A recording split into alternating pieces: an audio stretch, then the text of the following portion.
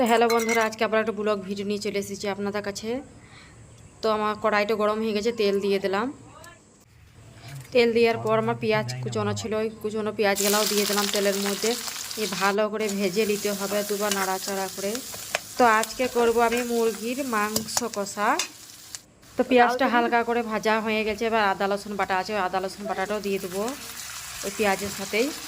তো এখানে আমি দিয়ে দিচ্ছি লঙ্কা গুঁড়ো, জিরে গুঁড়ো আর চিকেন মশলা গুঁড়ো। তারপর দিয়ে দেবো হলুদ আর পরিমাণ মতন কিছুটা লবণ।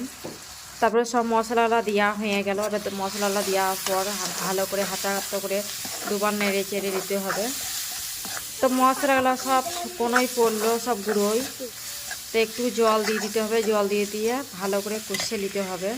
তো আমি পরিমাণ মতো কিছুটা জল দিয়ে দিই।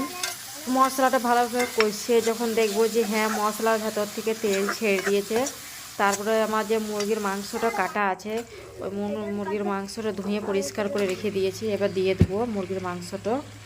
তো মুরগির মাংসটা আমি ভালো করে নেড়ে চেড়ে নেবো, ভালো করে কষতে হবে যেন এক্সট্রা ঘ্যানটা যেন চলে যায়। তো মুরগির মাংসটা অনেকক্ষণ ধরে কষতে হবে। কষা যখন হয়ে যাবে তখন দেখবে কত সুন্দর তেল ছেড়ে দেবে। তো আমার কত সুন্দর মুরগির মাংসটা কালার এসেছে, আপনারা দেখুন কত সুন্দর ভাজা ভাজা হয়েছে। তো এদিকে আমার রান্না বান্না কমপ্লিট। তো আমি একটু সিউড়ি এসেছিলাম ব্যাংকে। তো এটা আমাদের সিউড়ি ব্যাংক ময়ূরাক্ষী। তো আমার বাজারে কিছুটা দরকারি জিনিস কেনার আছে, সেগুলো কিনে নেবো। তো বাজারে আমার একটা চুড়িদার কেনার আছে, একটা ওড়না কিনবো, দুটো চপ্পল কিনবো। আর এই দোকানে শুধু ছেলেদের কাপড় পিছনে দুটো হাফ প্যান্ট কেনার ছিল।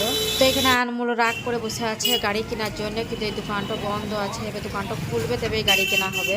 তো এখানে আমরা এসেছিলাম পাখির খাবার কিনতে। তো পাখির খাবার কেনা হয়ে গেছে। আর এখানে কত রকমের পাখি বিক্রি করে। তো কত রকমের পাখি রয়েছে। তো পাখিগুলা কি কি নাম আছে আপনারা কমেন্ট করে জানাবেন। আমি সব পাখির নাম জানি না। তো এখানে নানা রকমের পাখি পাওয়া যায়। তো এখানে পাখি কেনার থেকেও খাঁচাগুলা দেখতে বেশি ভালো লাগে, চারিদিকে শুধু খাঁচা তৈরি করা রয়েছে। তো এখানে পাখিও নিচে খাঁচাও বিক্রি করে, কেউ যদি খাঁচা পাখি দরকার হয় তো কমেন্ট করে জানাবেন। এইখানে দুজোড়া পাখি আছে, এই পাখির দুটোর নাম আমি জানি। তো এই পাখির দুটোর নাম হলো পয়রা। তো আমাদের পাখির খাবার কেনা হয়ে গেলে এবার আমরা বাড়ি গেছি।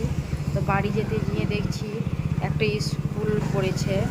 তো স্কুলে সব ছেলেদের ছুটি হয়ে গেছে, এবার ছুটি সব বেরিয়েছে স্কুলের বাচ্চারা। তো আমাদের এই 2 মাস থেকে এখানে টানা বৃষ্টি হচ্ছে, সকালে হচ্ছে, নাহলে দুপুরে হচ্ছে, নাহলে রাতে হচ্ছে, কিন্তু হচ্ছে ডেলি বৃষ্টি। এই স্কুল থেকে সব বাচ্চারা বেরিয়েছে, দেখুন আপনারা কত বাচ্চা স্কুলে পড়াশোনা করছে। তো মেয়ে বলো আর ছেলে বলো, দুজনকেই পড়াশোনা করা দরকার। তো একটুকু যদি বিদ্যা পেটের মধ্যে না থাকে তো কোনো ব্যবসা করে খেতে পারবে না। আমার এই ছোটো ছেলেদের পড়াতে একবারও মন নাই। তো এই বাজার থেকে চলে এসেছে, এই বৃষ্টি নেমে গেল, কত বৃষ্টি হয়েছে দেখুন আপনারা। তো বাজার থেকে একটা আনারস নিয়ে এসেছিলাম, ওই আনারসটাই এবার কাটবো। তো আনারসটা শুধু কাটা নয়, আনারসটা গোটাই ছিলে দিতে হবে। এবার আনারসে ছেলার পর চোখ থাকে, ওই চোখগুলা কেটে ফেলাইতে হবে, নাহলে খেলে পরে গলা জ্বলবে, গলা গুলগুল করবে। তো আমি ছিলে আপনার দেখিন দেখাবো। তো ফার্স্টে আমি আনারসটা 2 ভাগে কেটে নিয়েছি, আবার মাঝেও আবার ফাটিয়ে দেবো, তারপরে ছিলা ভালো হবে, ওই কারণে আমি ফাটিন রেখে দিচ্ছি। তো আমি পিস পিস করে এবার কেটে নিয়েছি, এবার আমি ছিলে নেবো। তো তা করতে আমি এদিকে ছিলে নিই, ছেলার পরে দেখাবো আপনার দেখুন যে কোথায় কোথায় চোখ গলা ভরা থাকে।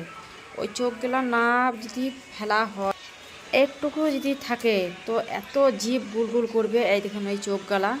তো আমি বটিতে করে চোখ গলা গুলে গুলে নেবো। তো চোখ গলা সব যখন কাটা হয়ে যাবে তখন আপনাদের দেখাবো যে কত সুন্দর চোখ গলাকে আমি উঠিয়ে নিয়েছি। তো চোখগুলো আমাকে একবারে গোড়া মুছে থেকে একবারে তুলে ফেলাইতে হবে। তো আমাদের শিউড়ি বাজারে আনারসের দাম হলো এখন 70 টাকা করে। তো এই কত সুন্দর আমি চোখগুলোকে সব তুলে ফেলে দিয়েছি। তারপরে আমার সব কাটা হয়ে গেল।